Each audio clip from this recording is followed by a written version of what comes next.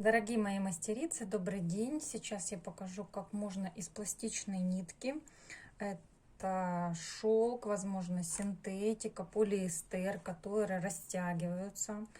У меня она сплетена в шнурочек. Сейчас поближе вам покажу. И покажу именно фактурность, что она пружинит при вязании. У шнурочка внутри полость, полое пространство есть, что дает ему такую вот воздушность, объемность.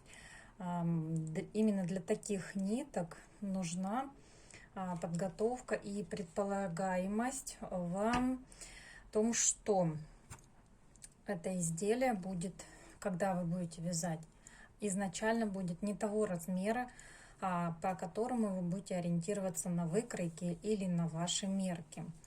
А что нужно делать? Нужно обязательно делать ВТО, влажно-тепловую обработку. Прежде всего образца, ну и дальше сравнить, какие изменения происходят в образце, учитывать это при вязании изделия. На изделие уже, когда мы начинаем вязать, обязательно сделать ВТО первого ряда, то есть разутюжить и дать ему возможность растянуться до его естественных размеров. Вот я сейчас вот показываю момент, где вязание не утюжено и не стирано, ВТО не было, то есть не было подвержено влажно-тепловой обработке. Для полиэстера и для шелка в принципе одинаковый процесс будет в ВТО, то есть нужно подвергнуть утюжке или стирке. Шелк после стирки очень сильно дает увеличение как в ширину, так и в длину, и под тяжестью он еще растягивается. Если это в шнурочке нитка ваша, то вот эти пустоты, которые находятся в шнурочке, они еще больше так вытянутся, и нитка как бы уменьшится в размерах и вытянется. Вот если я ее вот так вот скручиваю сейчас, то она становится тоньше, и узор ваш, соответственно, станет тоньше. Это нужно учитывать. Если по возможности, например, вы будете вязать изделие и не подвергать вот ручной стирке, да, но тем не менее мы все изделия наши стираем, и просто нужно понимать, что когда мы вяжем, мы делаем ВТО для того, чтобы к реальным размерам нашего изделия максимально приближаться. Вот если я показываю здесь вот как она максимально растягивается, да, вот примерно до этого уровня у него будет, у этого изделия будет растяжение после ВТО или при естественной носке. Но, соответственно, мы же потом приведем в товарный вид изделия, да, и вот так вот примерно я разутюживаю эту ткань. То есть, что я делаю? Я, провязав несколько рядов, начиная с первого ряда, я подвергаю утюжке, я подвергаю ВТО. Этот способ не работает для хлопка, для мериноса. Меринос вообще не утюжится, только стирка и в естественном виде сушка. А для хлопка у него фактура стабильная, она не меняется. Хлопок как до утюжки, после утюжки он остается неизменный. Единственное, вот с мягким хлопком у него фактура мягкая, пластичная, не такая устойчивая. А у мерсеризованная она фактура очень устойчивая.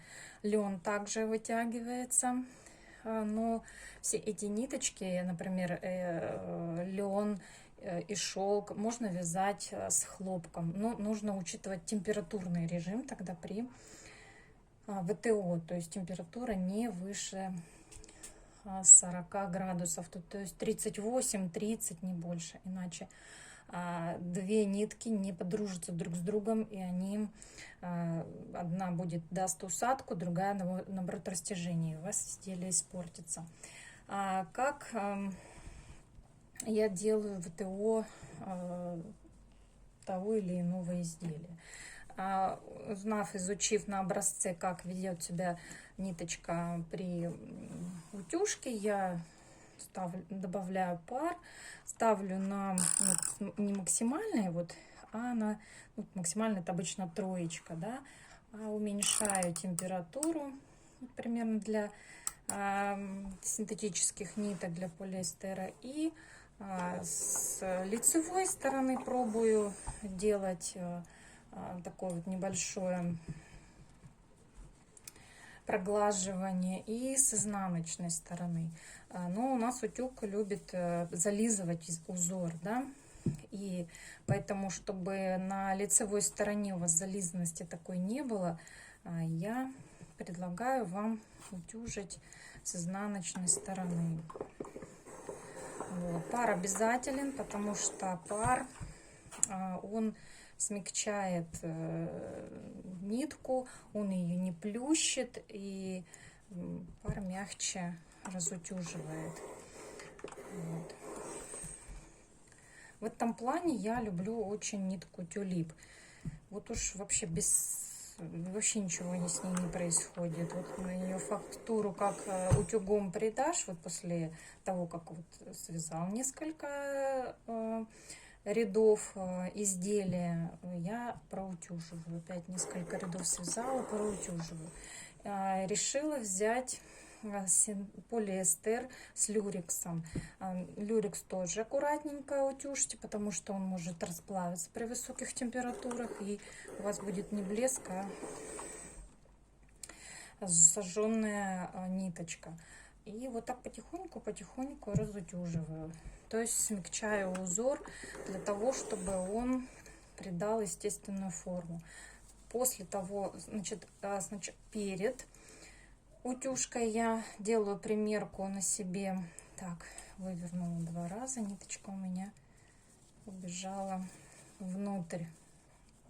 Сейчас я на лицевую сторону поправляю. И у меня, когда я одевала перед утюжкой, у меня плотно сидел на рукаве, на руке мой рукав. Сейчас у него свобода появилась, просвет из узора, очень такой эффектный. И я увидела, что у меня вот здесь вот как раз вытянулась до уровня жакета мой рукав. То есть одеваю я его спокойно, но он не растянутый, понимаете, нету здесь вот этого ощущения растянутости. То есть я, когда набирала наборный ряд, я набрала, примерила, и я в натяжку сделала первый ряд, вот прям в такую вот в натяжку, предполагая, что у меня растянется мой узор после ВТО. Вот. И сейчас я вот дохожу до момента, когда нужно делать прибавки чуть в локтевой части и чуть выше локтя. У меня вот здесь была прибавочка. Вот сейчас идет прибавка на ряд. Я помечу маркером. И оставляю эту часть проутюженную. Следующую часть я буду также вязать и доутюживать. Что мне это дает? Это мне дает реальный размер до втачивания рукава. То есть сжатость моего рукава и укладывание его по выкройке, я вяжу, мне не дает реальность картины кроя этой детали. А мне дает реальность только после ВТО, только после утюжки. Вот еще понимаю, что при носке будет вот такое вот растяжение. Это нормально, потому что движение руки, сгиб в локте, но не вплотную. То есть вот сейчас у меня еще раз делаю проверку, вот даже вот на ткань. Вот сейчас у меня идет именно вот в этой части плотно, потому что здесь нужно уже делать прибавку. И у меня еще раз я вот проверяю, у меня растяжение до максимальной части. То есть я не жалею рукой место, до которой части я могу растянуть. Вот не жалею. Но из-за того, что узор ажурный и он пружинит, я его оставляю вот в том состоянии, в каком он есть. То есть для меня теперь понимание, именно вот на эту часть у меня может растянуться изделие. И если эту ниточку фиксирует люрекс, то шелк также можно фиксировать люрексом. Он плотно дает уплотнение, будет давать. И поэтому дальше вот он не растянется, как после утюжки. Вот он останется вот зафиксирован вот в таком положении. Поэтому эта деталь уже будет до этой части уже в реальном ее размере. Вот такие метаморфозы у нас могут происходить с нитками. И нужно это учитывать именно на начальном этапе вязания. Вот буквально с первых рядов. Первые ряды, если вы утюжите, стираете, и ваше изделие будет подвергаться постоянной носке, стирке, то нужно обязательно проверить, как будет после утюга растягиваться, до какого момента. Иногда я первые ряды, наборные ряды, распускаю по 2-3 раза, потому что довожу до готового результата, до итогового значение наш первый наборный ряд. Нитки все разные. Невозможно купить нитку и знать про нее все сразу. Мы с нитками знакомимся постоянно. Это и производители разные, это и фактура, это и скрученность, и плетение, и вот шнурочки сейчас появились. Все изучаем вот буквально как исследователи для своих изделий. Мы хотим ходить в красивых изделиях, и меньше всего хочется на этапе, когда закончили, постирали, она вам не подошла, и что же с ней делать, как ее трансформировать, адаптировать под себя. Вяжем ровно с тем состоянием нитки, какую мы приобрели и подружились. Вот моя вам рекомендация: нужно подружиться с ниткой, нужно ее изучить, очень хорошо изучить. Если я могу вам сказать, да, это вообще идеальная нитка, все хорошо, вы образец связали, вы ВТО мне показали, изменения есть буквально на 1 сантиметр, все замечательно. Но когда изделие вяжется, оно утяжеляется, и вы видите растяжение еще больше, то нужно вот буквально учитывать это при вязании большого полотна, большого изделия, особенно таких как платья, кардиганы удлиненные, где идет утяжеление вниз. Ну, не хотим мы, чтобы у нас сместились наши все рельефные линии, груди, талии и так далее. Поэтому делаем обязательно ВТО. Особенно в таких сложных ниточках, как шелк, полиэстер.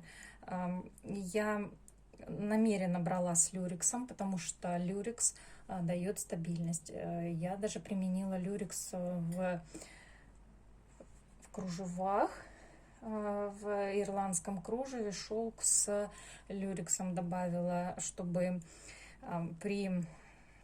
вдруг при каких-то непонятных мне еще неизвестных причинах шелк поведет себя нестабильно, поэтому я люрексом стабилизировала нитку. Ну и сразу же проутюжила, сразу же постирала, конечно, все сохранила характеристики для стирки температурных режимов, и вот пока идет все ровненько.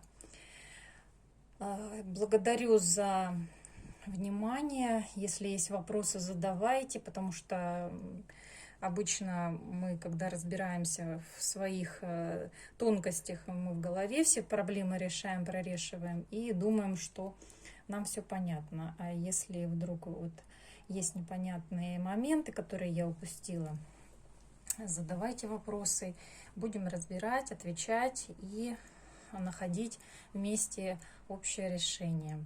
Спасибо большое. С вами Инна Конрадий.